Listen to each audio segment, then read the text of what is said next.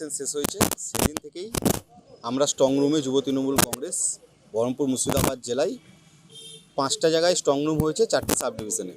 প্রত্যেক জায়গাতেই যুব তৃণমূল কংগ্রেসের সৈনিকরা পাহারাদারের মতো কাজ করছে। সর্বোপরি গত 29 তারিখ যে ইলেকশন সেকেন্ড দফায় শেষ হয়েছে, তারপর দেখছি যে বিভিন্ন জায়গায় স্ট্রং রুমে বিভিন্ন সেন্ট্রাল ডিপার্টমেন্টের যারা চাকরিজীবী আছে বা চাকরি করে তাদেরকে বিভিন্নভাবে স্ট্রং রুমে দেখা যাচ্ছে ঘোরাঘুরি করতে।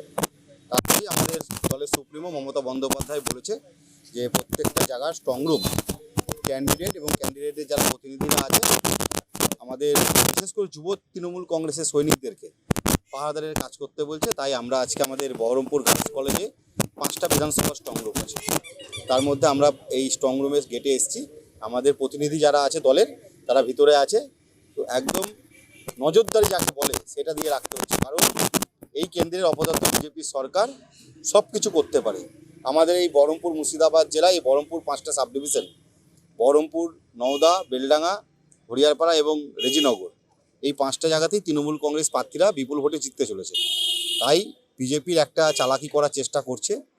আর ইলেকশন কমিশন তো আপনারা জানেন যে যেভাবে ওরা মানে তছরূপ করার চেষ্টা করছে, লুটরাজ করার চেষ্টা করছে, তাতে আমরা সেকেন্ড ফেজের ইলেকশনে দেখেছি যে অনেক মানুষকে তারা ভোট দিতে বাধ্য জোর করেছে, বিজেপিতে ভোট দেওয়ার জন্য লোগো দেখিয়েছে। তাই আমরা ভয় করছি যাতে এই স্ট্রং রুমে কোনো রকম অপ্রীতিকর ঘটনা না ঘটে।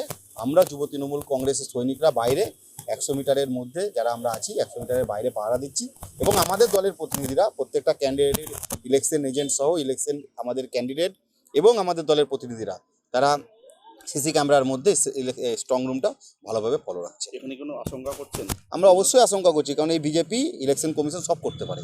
আমরা দেখেছি কালকে নেত্রী মমতা বন্দ্যোপাধ্যায়কে রাত্রি 2টো পর্যন্ত স্ট্রং রুমের বাইরে ঝড় বৃষ্টির মধ্যেও পাহারাদারের কাজ করতে।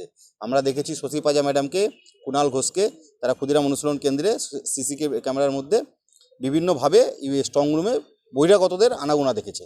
তাই আমরা ধারণা করছি এবং আজকে থেকে আমরা আরও এই জেলার প্রত্যেকটা স্ট্রং রুমেই 100-150 করে যুব তৃণমূল কংগ্রেসের সৈনিক বাইরে পাহারাদারের কাজ করবে এবং ভিতরে যারা থাকবে তাদের সঙ্গে অনর্গল যোগাযোগ রাখবে ফোনের মাধ্যমে।